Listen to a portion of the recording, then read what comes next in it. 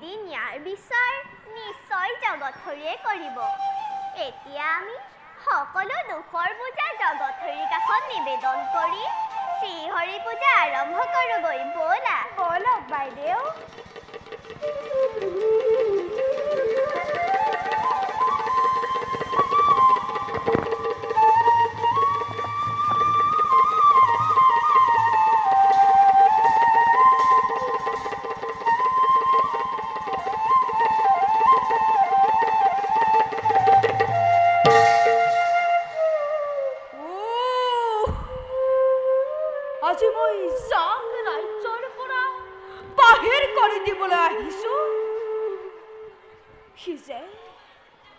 সি যে কিমান সুন্দৰ কৰ্তব্যত অগ্ৰগামী।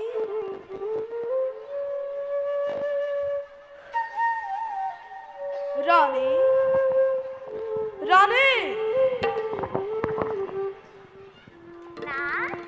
ৰাণী নাথ, অভাগীৰ সেৱা গ্ৰহণ কৰক। নাথ, মই নিত্য হৰি পূজাত মগ্ন আছিলোঁ। কওক নাথ, কিয় বা আহিলে মোৰ পূজাৰ কক্ষলৈ? ৰাণী নাথ, আজি মই তোমাৰ স্বামী উত্তান নহওঁ। বাইদেউ, আপুনি এইবোৰ কি কৈছে নাথ?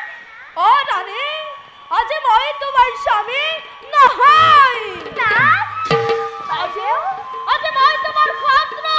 নাথ, ভীষণ ৰাক্ষস হিচাপে মই আজি তোমাক ধ্বংস কৰিবলৈ আহিছো। নাথ, কি হৈছে আপোনাৰ? বাইদেউ, আপোনাৰ কথাবিলাক বুজিব পৰা নাই।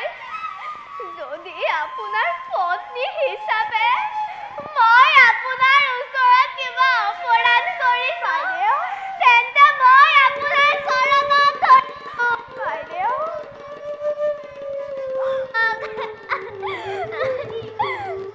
সুনীতি, সাধাৰণ নাৰী হৈ মহাৰাজাৰ চৰণ স্পৰ্শ নকৰিবি। আঁতৰ হোৱা। সুনীতি,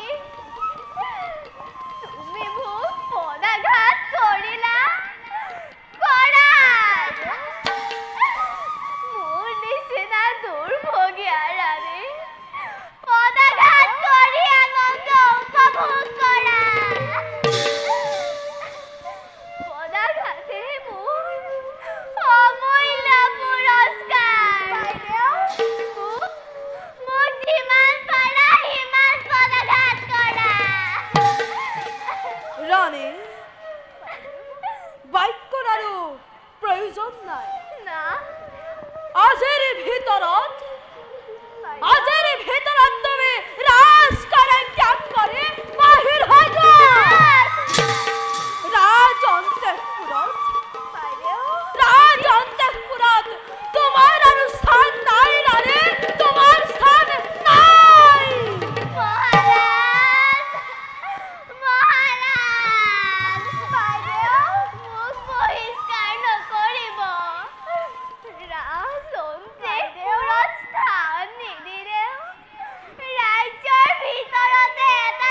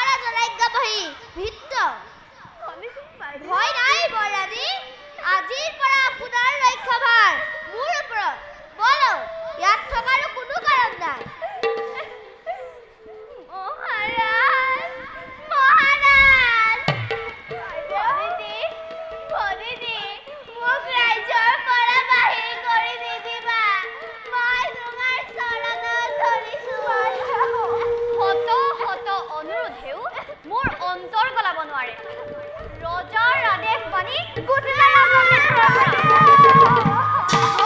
মহাৰাজী এনে অন্যায় সমাজত থকাৰো কোনো প্ৰয়োজন নাই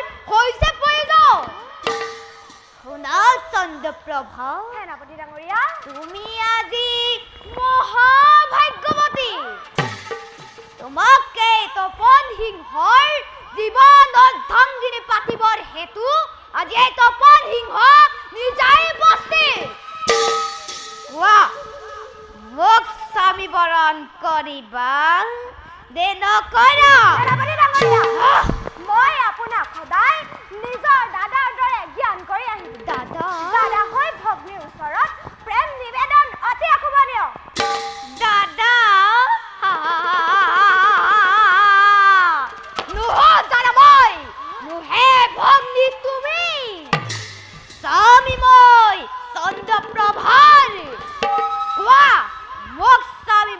কৰিব নে নকৰ? আগবাঢ়ি আহিবি তোৰে পাপ হাতে মোক নকৰিবি কোন মূৰ্খ তোৰে পাপ মুখত মই হতবাৰ কৰিব অসহ্য দম্ভিক্ৰমণি অত সংসাৰ তোৰ সহজে তপন সিংহৰ হাতৰ পৰা তোক কোনে ৰক্ষা কৰে? চন্দ্ৰপ্ৰভা সৌন্দৰ্য ৰাণী কৰিব লাগিব তোমাক কোনে অন্ধকাৰে দেখক জগতে উজাক বিস্ময় এই তপন সিংহৰ ভয়কত কিমান এই তপন সিংহৰ কত পৰাক্ৰম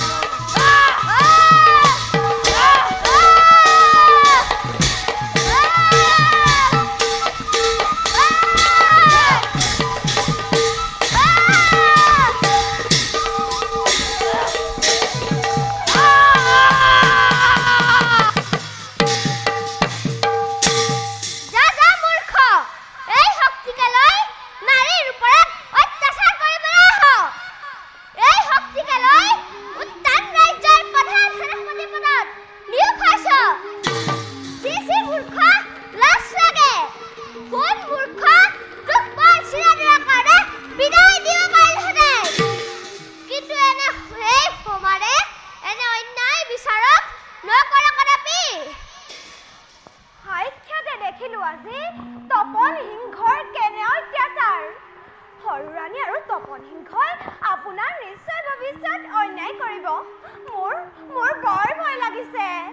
সেই বিষয়ে ভয় নকৰিবা চন্দ্ৰপ্ৰভা। সেনাপতি ডাঙৰীয়া, এতিয়া ব'লা। ৰাজলক্ষ্মী আৰু সুনীতি ৰাণীয়ে ভক্ত কুঠিৰত বাস কৰিছে। আমিও তালৈকে যাওঁ ব'লা। ব'লক সেনাপতি ডাঙৰীয়া।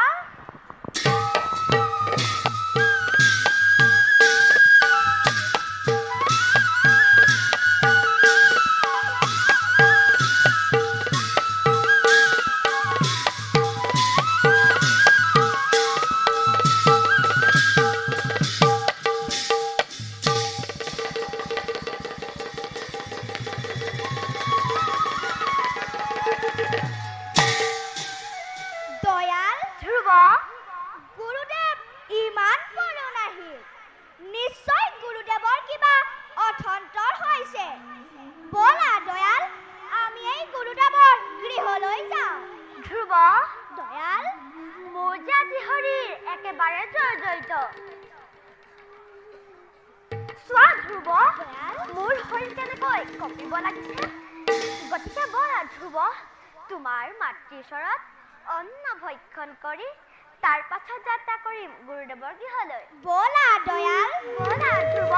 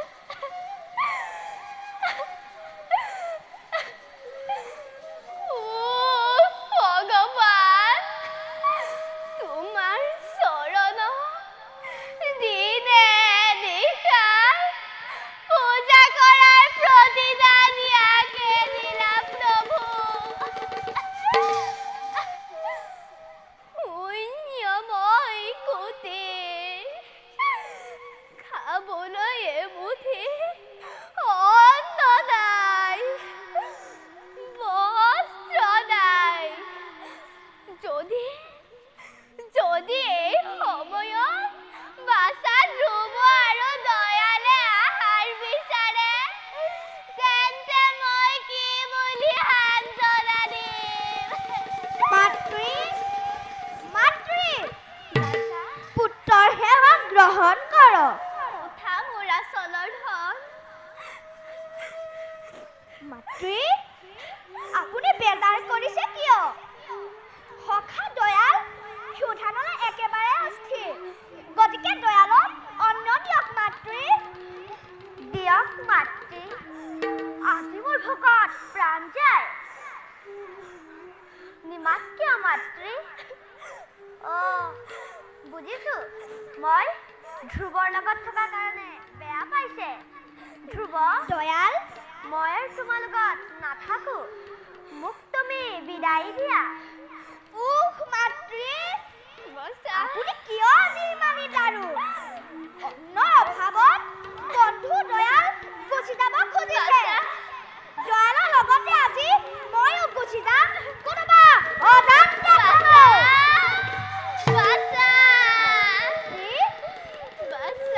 মাতৃ, মোৰ ঘৰত যে আজি অন্ন নামে খুদ কৰে দিও নাই। ৰজাই সৰু ৰাণীৰ বাক্য ৰাখি এই ভগ্ন কুটিৰত স্থান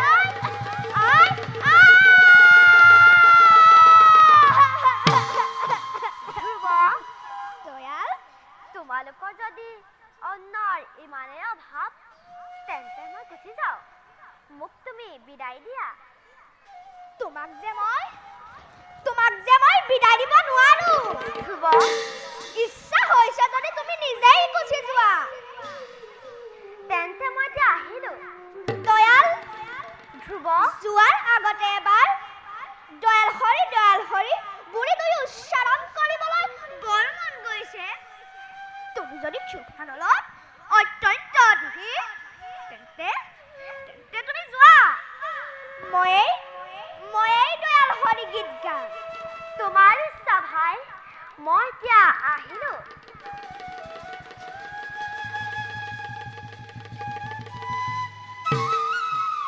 দয়া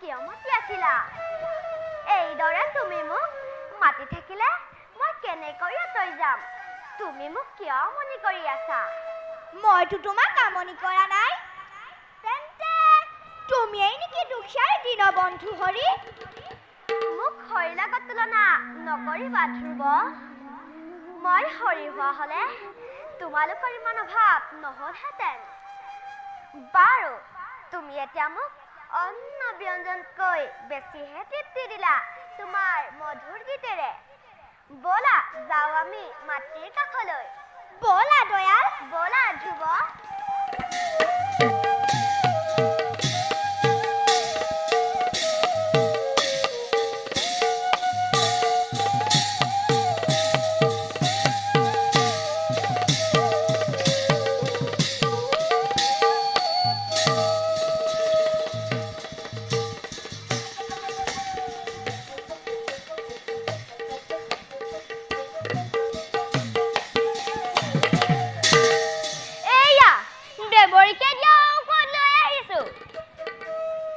আজি ভক্ত দীনদয়ালক নিশ্চয় ভক্ষণ কৰাম হৌৱা দীনদয়াল এফালে আহিব লাগিছে বিদুখিনী না পিয়াহত একেবাৰে অন্থকণ্ঠ শুকাব ধৰিছে যোৱা অলপ পানী লৈ আহাগৈ খন্তেক অপেক্ষা কৰক না মই আপোনালৈ পানী লৈ আনো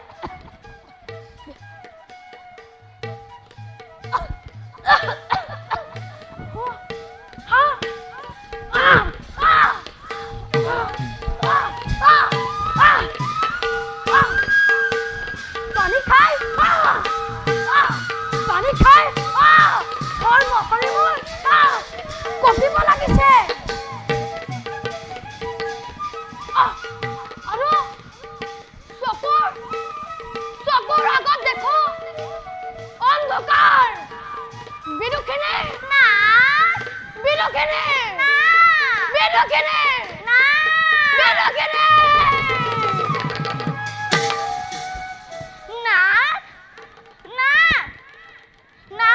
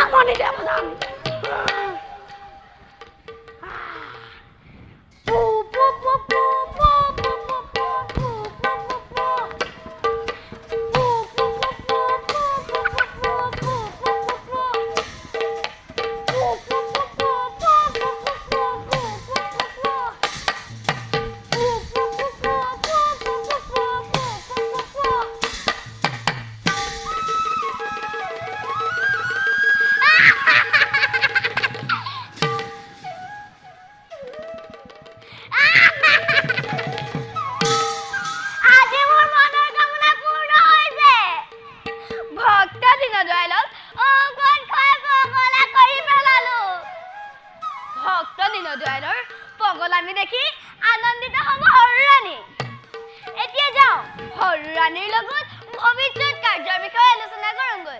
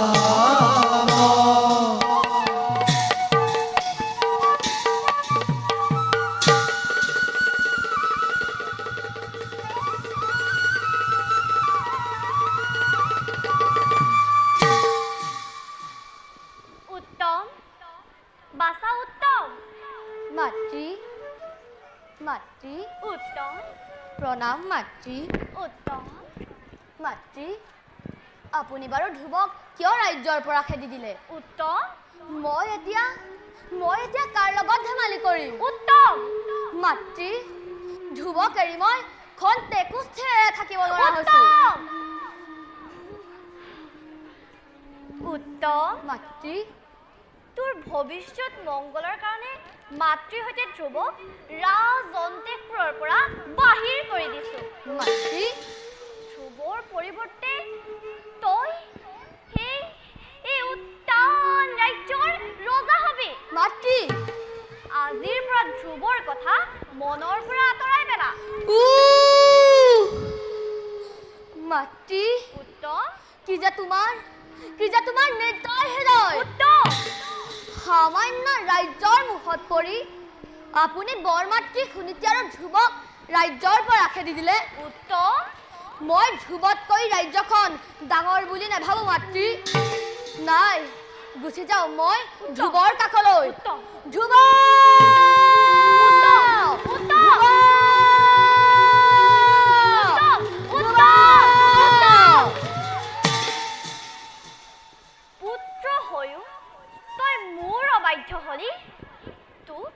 তোক আজি মই ভীষণ শাস্তি দিম চিৰদিনৰ কাৰণে ধ্ৰুৱক পাহৰিবৰ হেতু উত্তম উত্তম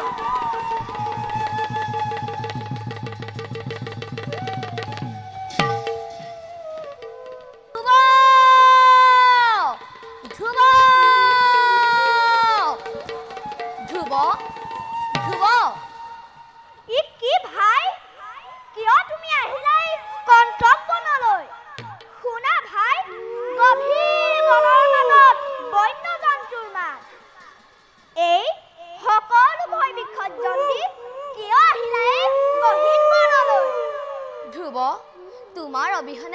জীৱন অসাৰ সেইকাৰণে ময়ো থাকিম তোমাৰ কাষত কেনেকৈ থাকিবা মোৰ লগত ৰ'দত শুকাব তোমাৰ সুন্দৰ শৰীৰ ক্ষুধানলত কেনেকৈ থাকিবা তুমি গছৰ ফল মূল খাই গতিকে ঘূৰি যোৱা মাতৃৰ কাষলৈ তেনেকৈ নকবা ধ্ৰুৱ তোমাৰ জানো মোৰ প্ৰতি স্নেহ নাই যদি ভাতৃ বুলি স্নেহ কৰিছা তেন্তে মোকো তোমাৰ কাষত ঠাই দিয়া ব'লা যাওঁ আমি নিজ ৰাজ্যলৈ পিতৃদেৱে তোমাৰ কাৰণে চিন্তা কৰি আছে পিতৃদেৱক নিশ্চয় দেখা কৰিম কিন্তু মাহীয়াই যদি মোক উপস্থিতি অসন্তোষ প্ৰকাশ কৰে তেতিয়া কি কৰিবা চিন্তা নকৰিবা ধ্ৰুৱ পিতাৰ কাষত উপস্থিত হ'লে মাতৃয়ে অলপো অসন্তোষ প্ৰকাশ নকৰে যাওঁ ব'লা আমি পিতাৰ সমীপে ব'লা ধ্ৰুৱ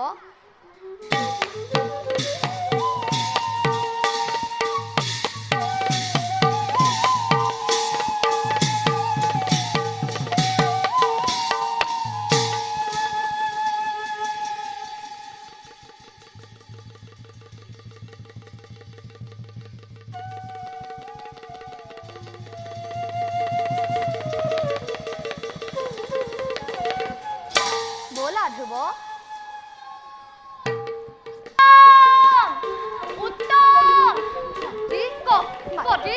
আজিৰ পৰা তই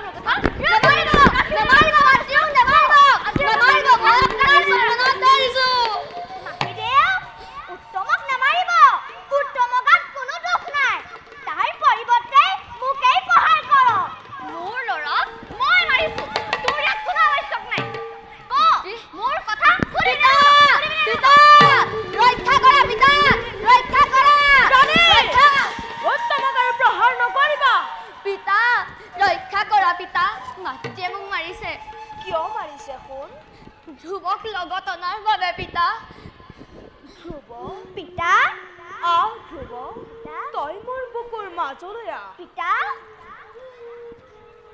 আজিহে বুজিছো ৰাণী উত্তম ৰাজ্যৰ উত্তৰাধিকাৰী মোৰ পুত্ৰ উত্তম নহয় দাসীৰ পুত্ৰ ধ্ৰুৱহে ৰাণী উত্তেজিত নহ'ব ৰাণী তোমাৰ পুত্ৰ উত্তমেই হ'ব পিতা এই উত্তম ৰাজ্যৰ ৰজা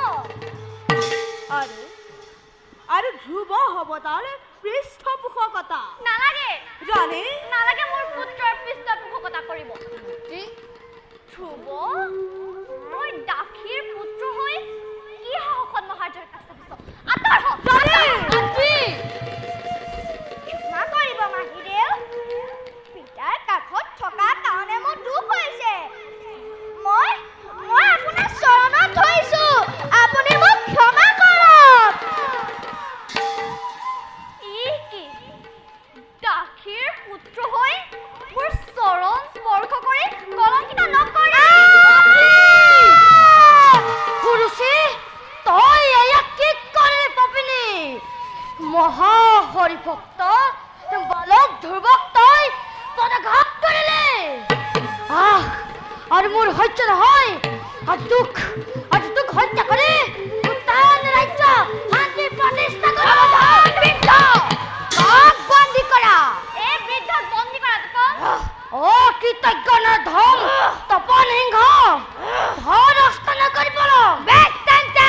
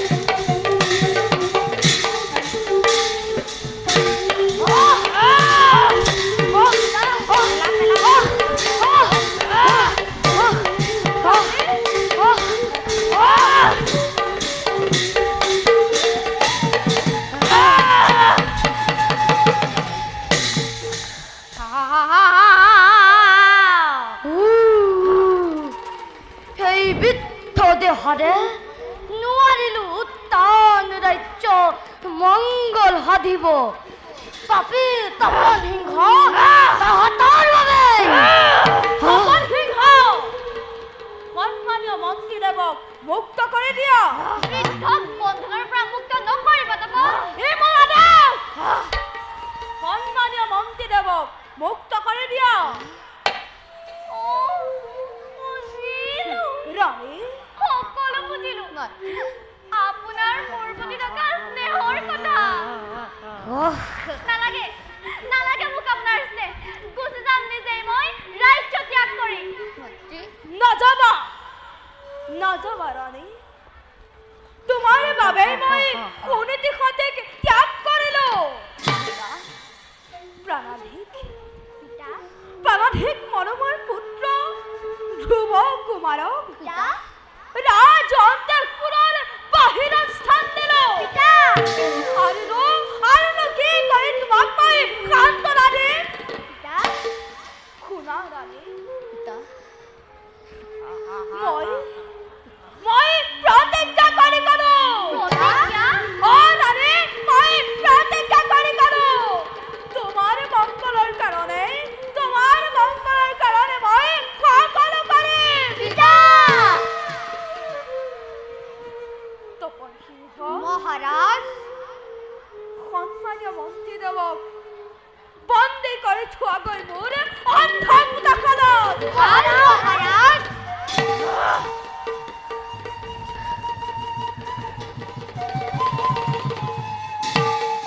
মহাৰাজ ৰাণী আপুনি এতিয়া প্ৰতিজ্ঞাবদ্ধ গতিকে আপুনি প্ৰতিজ্ঞা ৰক্ষা কৰক ৰাণী মই এতিয়া প্ৰতিজ্ঞাবদ্ধ কোৱা ৰাণী মই মোৰ প্ৰতিজ্ঞা ৰক্ষা কৰিব নোৱাৰিলে নৰকত পৰি যাতনা ভুগিম তেন্তে শুনক মহাৰাজ ৰাণী মোৰ প্ৰাৰ্থনা আজি মহাৰাজে যাক পুত্ৰ বুলি মৰম কৰিছে যে ভৱিষ্যত উত্তম ৰাজ্যৰ ৰাজসিংহাসনৰ যোগ্য হ'ব ৰাণী সেই ধ্ৰুৱ কুমাৰক সেই ধ্ৰুৱ কুমাৰক চিৰদিনৰ কাৰণে দিয়ক বনাবা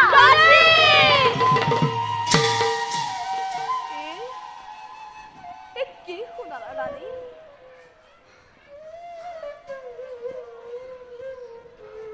মোৰ পুত্ৰ মই তোমাক অনুৰোধ কৰিছো মোৰ পুত্ৰ পিতা ধ্ৰুৱ কুমাৰক বনবাস দিবলৈ নকবা পিতা ধ্ৰুৱ যে মোৰ প্ৰাণৰ ধন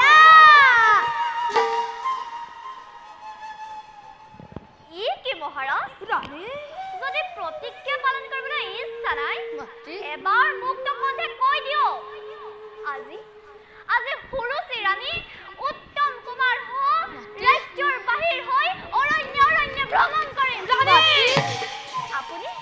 আপুনি ধ্ৰুৱক লৈ ৰাজ্য শাসন কৰক মই আহিলো মহাৰাজ মই আহিলো নাযাবা মাহীদেউ আপুনি যোৱাৰ কোনো কাৰণ নাই পিতাৰ সৈন্য ৰক্ষা কৰি মই বনলৈ যাম সঁচা দাসীৰ পুত্ৰ মই তথাপিও উত্তমৰ প্ৰতি মোৰ মৰম আছিল যোৱাৰ আগতে এবাৰ মাত্ৰ উত্তমক স্পৰ্শ কৰিবলৈ দিয়ক নোৱাৰো মাহীদেউ এবাৰ মাত্ৰ উত্তমক বিদায় সম্ভাষণ জনাবলৈ দিয়ক মোৰ পুত্ৰৰ গাত স্পৰ্শ নকৰিবি আজিৰ পৰা ভাতৃ সম্বন্ধ বিশ্বাস কৰ বাছা পিতা তই মোৰ বুকুৰ মাজলৈ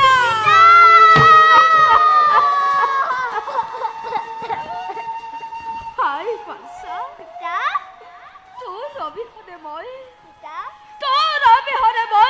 কেনেকৈ জীয়াই থাকিম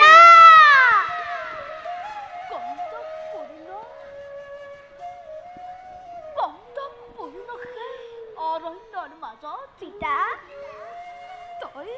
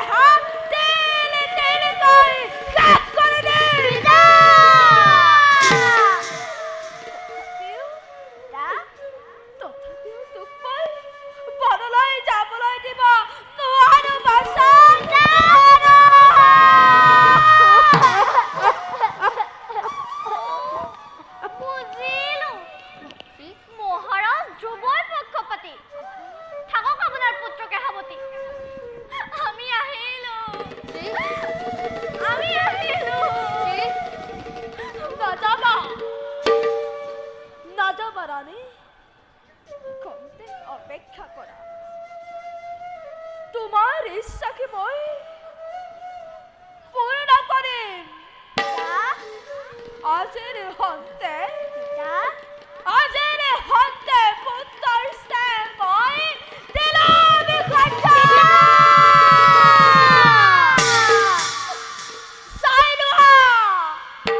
চাই লোৱা জগতবাসী সত্য ৰক্ষাৰ হেতু আজি এই উত্তৰ ৰাজ্যৰ ভৱিষ্যত মন্ত্ৰী স্বৰূপ কুমাৰক বলবাক দিবলৈ ওলাইছো বাচ্চা ধ্ৰুৱ মই মোৰ সত্য ৰক্ষা কৰি আজিৰ পৰা তোমাক চিৰদিনৰ বাবে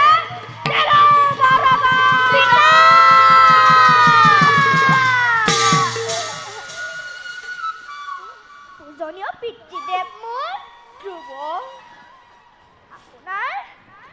আপোনাৰ ৰাজ্য মই নতুন হিৰে তুলি যাবলৈ ওলালো মই ৰাজ্য ত্যাগ কৰি মাহীদেউ ৰাজ আভৰণৰ মোৰ নাই প্ৰয়োজন লগ মোৰ ৰাজ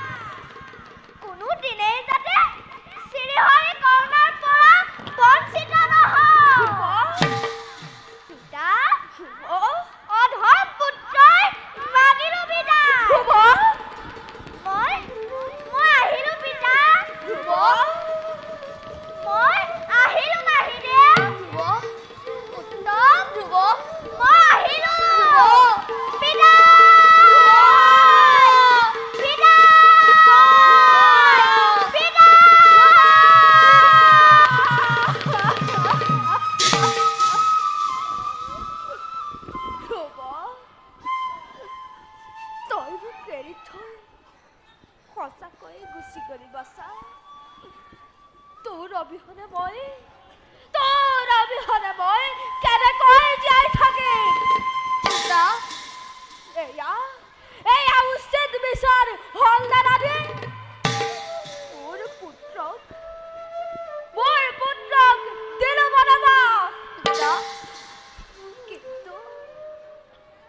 কিন্তু ময়ো যাম তোমাৰ লগত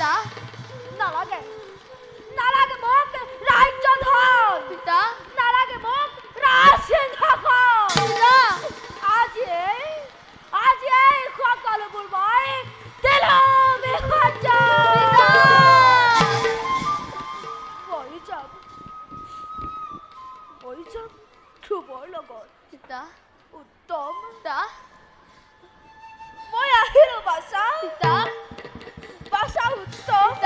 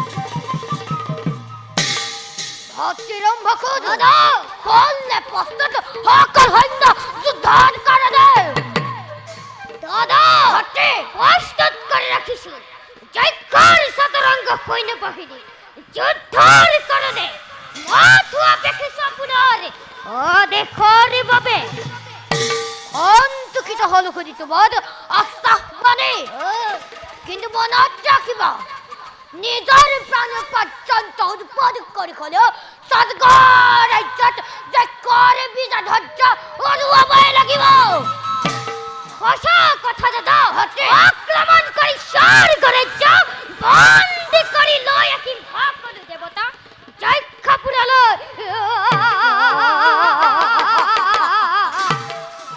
এন্তে ভক্তি দাদা অতি শীঘ্ৰে যাত্ৰা কৰো সদ্গদ অভিমুখে কৰুণা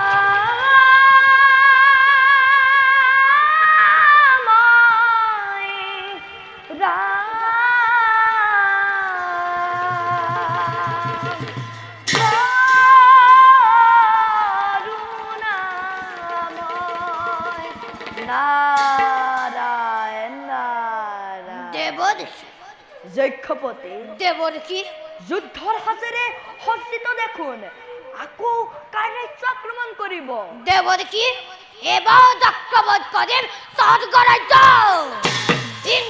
ইন্দ্ৰত্ব শৰণ কৰি স্বৰ্গপুৰ যক্ষপুৰত পৰিণত কৰিম ইন্দ্ৰত্ব শৰণ কৰাৰ আগতে মই অন্য এখন ৰাজ্য আক্ৰমণ কৰিবলৈ পৰামৰ্শ দিওঁ দেৱদেশী বৰ্তমান উত্তান ৰাজ্যৰ অৰাজক দেৱদেশী হৰণীৰ অত্যাচাৰত প্ৰধান সেনাপতি পদচ্যুত ধ্ৰুৱ কুমাৰ নিৰ্বাসন আৰু উত্তান ৰাজ বনবাসী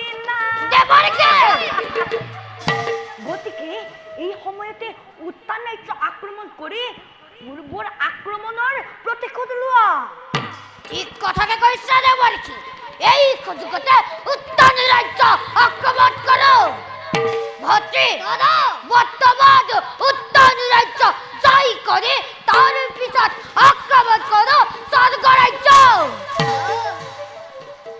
যক্ষপতি দেৱদেশী বিলম্ব নকৰি উত্তর রাজ্য আক্রমণ করা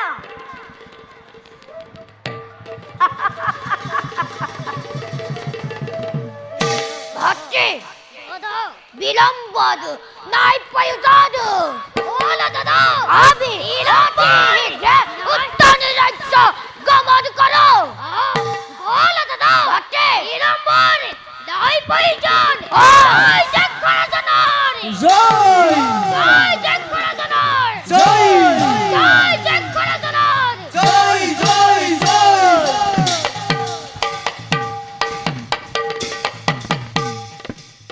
উতানাই চলি যাই বীর দক্ষ গণরে পদভরে বকুমতি কবে ধরা ধর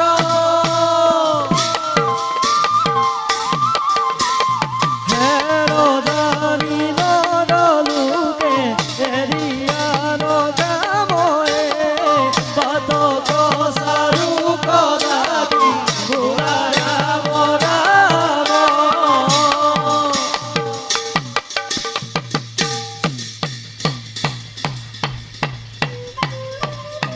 জয় যক্ষাধর জয় যক্ষাধর জয় যক্ষাধর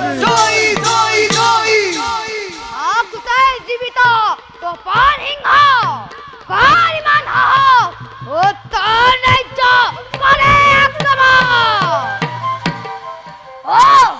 দয়া তেন্তে উত্তর রাজ্য প্রধান সেনাপতি তপন সিংহ চাও বাৰু কি দৰে ৰক্ষা কৰ উত্তৰ ৰাজ্য সন্মান বেশ তেন্তে এ লাগিলে কঠোৰ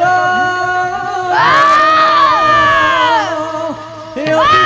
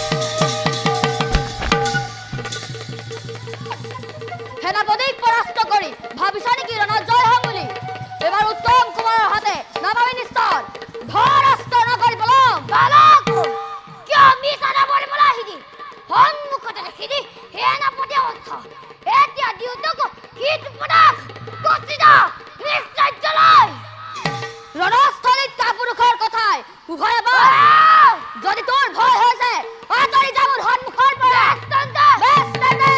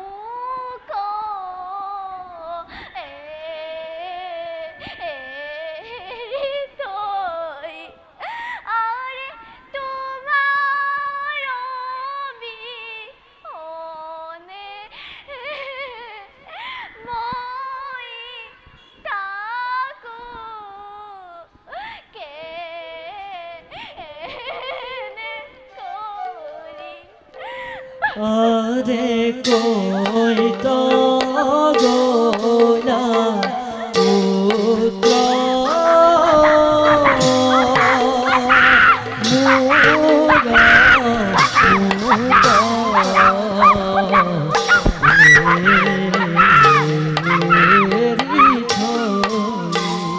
আৰে তোমাৰ বিহনে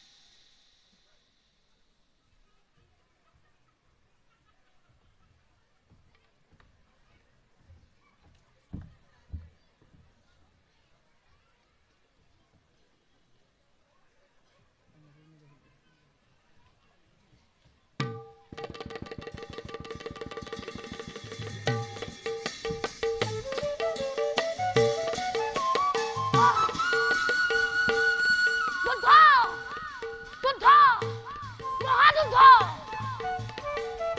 হোৱা হোৱা মোৰ ৰাজ্যত শত্ৰুৰ সৈন্যই আক্ৰমণ কৰিছে যুদ্ধ হৈছে যুদ্ধ যুদ্ধ মহাযুদ্ধ এতিয়া মই কি কৰো আক্ৰমণ কৰো আক্ৰমণ কৰো আক্ৰমণ আক্ৰমণ প্ৰজাসকল তোমালোকে যুদ্ধ কৰা মই সকলোকে পুৰস্কাৰ দিম যুদ্ধ যুদ্ধ যুদ্ধ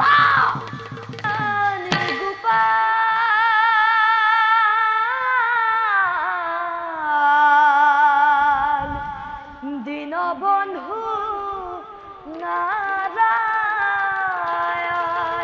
নারায়ণ নারায়ণ দীনদয়া আমি তোমাকে এইটোরে বলিয়া করে হরে ভক্তর প্রতি প্রেম চাকতা করাই তুলিছিল আর সেই ভক্তি প্ৰেমৰ প্ৰতি প্ৰবল আগ্ৰহ দেখি আমি নথৈ আনন্দিত হইছো তোমাৰ পৰীক্ষা শেষ হইছে দীনদয়াল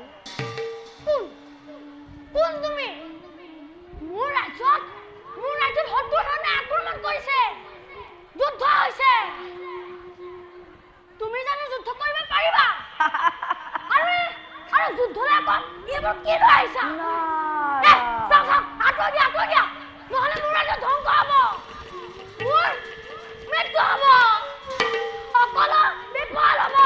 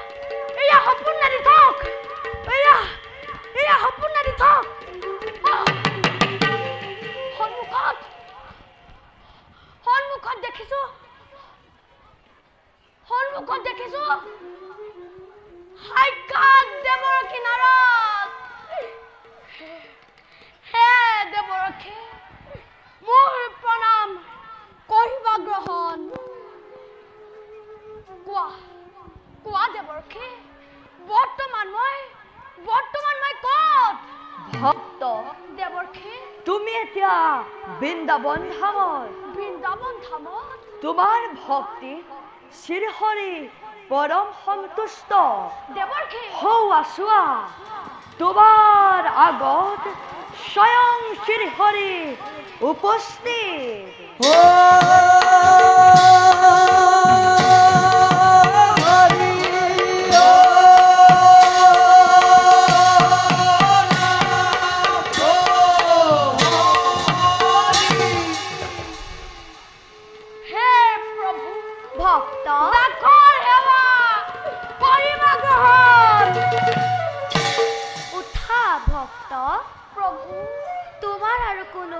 চিন্তা নাই যোৱা তুমি বৈকুণ্ঠপুৰে ভাল প্ৰভু মহা মহা ভক্তগণৰ কাষত বাস কৰাগৈ ভাল প্ৰভু এই অধম ৰক্ষক জীৱন সাৰ্থক হ'ল আজি আপোনাৰ দৰ্শনত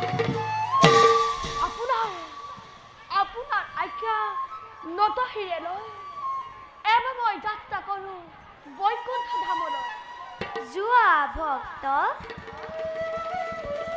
জয় শ্ৰী হৰি জয় শ্ৰী হৰি জয় শ্ৰী হৰি জয় শ্ৰী হৰি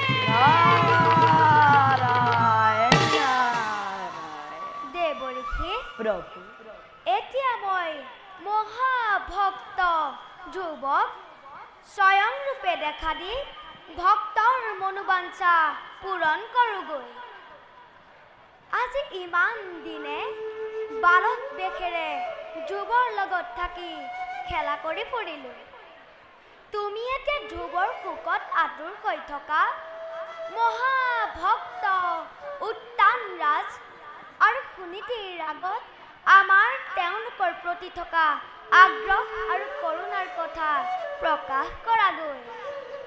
ভাল প্ৰভু, মই এতিয়াই যাম উত্তান ৰাজ্যলৈ। হে সন্তকাদান ভুজগশয়না পদ্মনাভাং সুৰেশ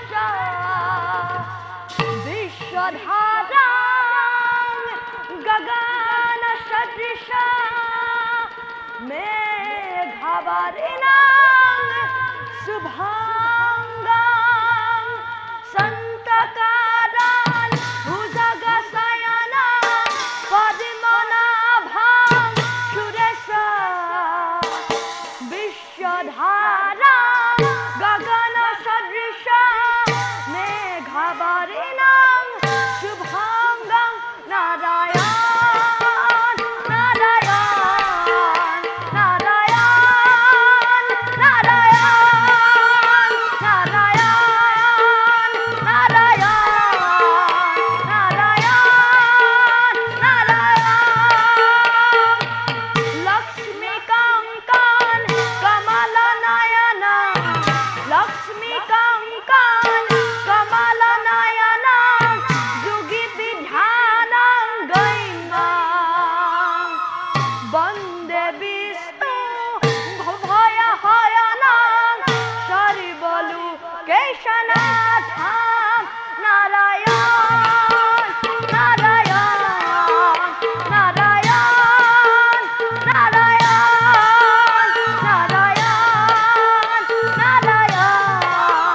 নারায়ণ নারায়ণ নারায়ণ নারায়ণ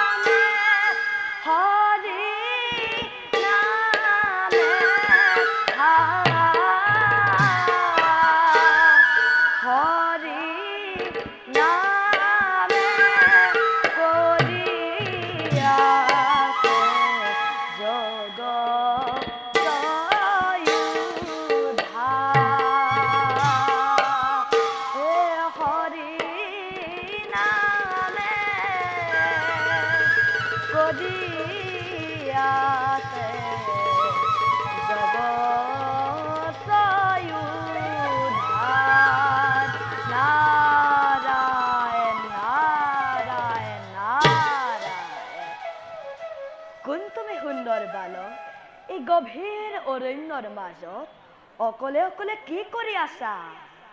দেৱ, মোৰ নাম ধ্ৰুৱ, উত্তম ৰাজকুমাৰ মই। হৰিৰ আৰাধনা হেতু আহিলো এই অৰণ্যৰ ভিতৰে। অৰণ্যত হৰি ক'ত পাবা? হৰি জানো অৰণ্যত থাকে? মিছা কথা। অৰণ্যত কেতিয়াও হৰিক বিচাৰি নোপোৱা। মোৰ বিশ্বাস দেৱ, অৰণ্যতে মই হৰিক লগ পাম। বাৰু বালক, দেৱ, তুমি অৰণ্যৰ মাজত হৰিক কেনেকৈ বিচাৰি পাবা মোক কোৱাচোন। তেন্তে শুনক দেৱ। হৰি বোলা ভাই, হৰি বোলা ভাই, হৰি নামৰ বিনে আৰু আন গতি নাই হে, হৰি বোলা ভাই। হৰি নিৰাকাৰ বাচা, তেওঁক এইদৰে বিচাৰি ফুৰিলে নাপায় নহয়। মই নিজেই নাৰায়ণৰ নাম লৈ ফুৰো, তথাপি তেওঁ দেখাকে নিদিয়ে। গতিকে শুন, তেওঁক বিচাৰি কষ্ট খাব নালাগে, ঘৰলৈ গুচি যোৱাগৈ। শুভ কামত বাধা দিবলৈ আহিলে কিয় দেৱ? আয়ে মোক বিদায় দিছে হৰিক আৰাধনা কৰিবলৈ। আপুনি মোক উপায় দিব লাগে। বাচা, দেৱ, হৰি নিৰাকাৰ যদিও তেওঁক আৰাধনা কৰিব জানিলে তেওঁ ভক্তক দেখা দিয়ে। মহা মহা ঋষিমুনিসকলে হাজাৰ হাজাৰ বছৰ তপস্যা কৰিও যাক দৰ্শন পাবলৈ কঠিন, তেনে শ্ৰীহৰিৰ যুগল চৰণ দৰ্শন লাভ কৰিবলৈ তুমি জানো শহ বছৰ তপস্যা কৰিব পাৰিবা?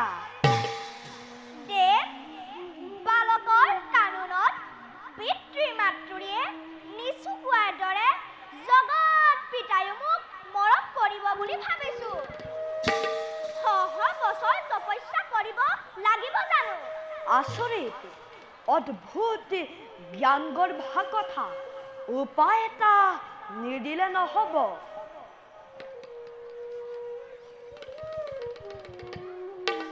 নিৰফল কিয় দেৱ? বাচা, তেনেহলে মই যাওঁ। আপোনাৰ ওচৰত সময় নষ্ট কৰিলে পলম হব। হৰিক আৰাধনা কৰোগৈ। বাৰু বাচা, দেৱ, তুমি মোৰ প্ৰকৃত পৰিচয় আজিলৈকে নাজানা। মই সেই দেৱঋষি নাৰদ। তোমাৰ কথা শুনি বৰ সন্তোষ লভিলো। হৰিক লগ পোৱাৰ উপায় দিওঁ শুনা। শুদ্ধ মনে শুদ্ধ চিত্তে ভগৱানক আৰাধনা কৰিবা। কিছুদিন তপস্যাৰ আখৰা কৰি এটা ভৰি জাহ্নুৰ ওপৰত ৰাখি আনটো বৃদ্ধ আঙুলিৰে ভৰ দি ঊৰ্ধ্ব বাহু হৈ ধ্যান কৰিবা। এই ধ্যানৰ লক্ষ্য হ'ব এটি ৰূপ। সেই ৰূপটি শ্ৰীহৰিৰ ৰূপ কথা শুনা ৰাজকুমাৰ। শংখ চক্ৰ গদা পদ্ম কৰত তাহাৰ। এপিতক চেহু ভেটি শ্যামকলে বজ। কমল লোচন চাৰু অৰুণ ধৰ। কমল লোচন চাৰু অৰুণ ধৰ।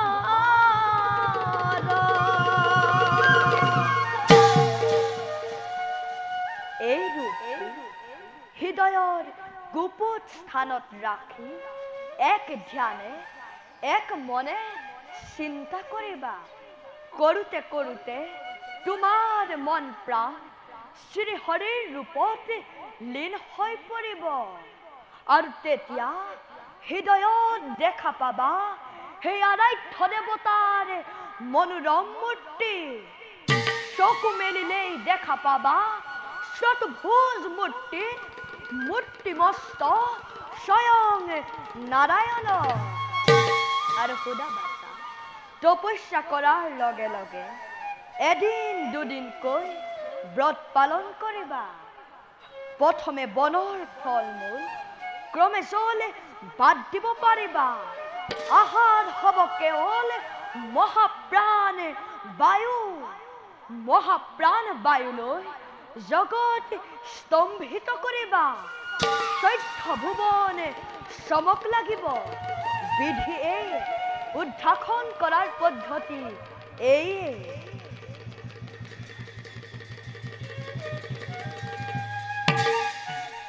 দেৱৰ্ষি বাচা আপুনি মোক দীক্ষা গুৰু পথ প্ৰদৰ্শক গুৰু ৰূপে মোক পথ সুগম কৰিলে দাসৰ শতগুটি সেৱা গ্ৰহণ কৰি আশীৰ্বাদ কৰিব যেন সোনকালে শ্ৰীহৰি চৰণ যুগল দেখিবলৈ পাওঁ বাচা মই তোমাক আশীৰ্বাদ কৰিছো তুমি নিশ্চয় শ্ৰীহৰিক লগ পাবা এতিয়া যোৱা হৌ নদীত স্নান কৰি হৰিক আৰাধনা কৰা গৈ বলক দেৱ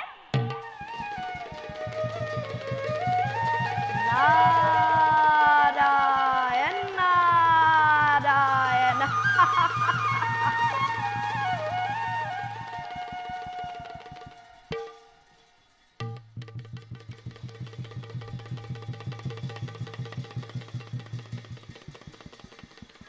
ওম নাৰায়ণে নমঃ ওম নাৰায়ণে নমঃ ওম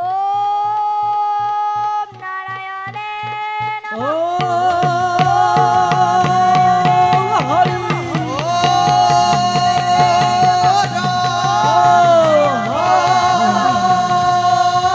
ওম নাৰায়ণে নমঃ ওম নাৰায়ণে নমঃ ওম নাৰায়ণে নমঃ ওম নাৰায়ণে নমঃ ওম নাৰায়ণে নমঃ ওম নাৰায়ণে নমঃ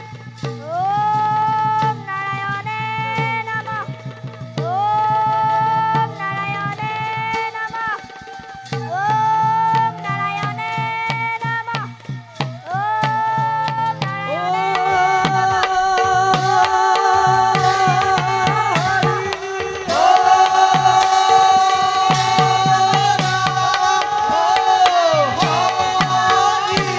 ওম নাৰায়ণে নমঃ ধ্ৰুৱ ওম নাৰায়ণে নমঃ প্ৰভু ভক্ত প্ৰভু তোমাৰ ভক্তিত মই অতি আনন্দিত হলো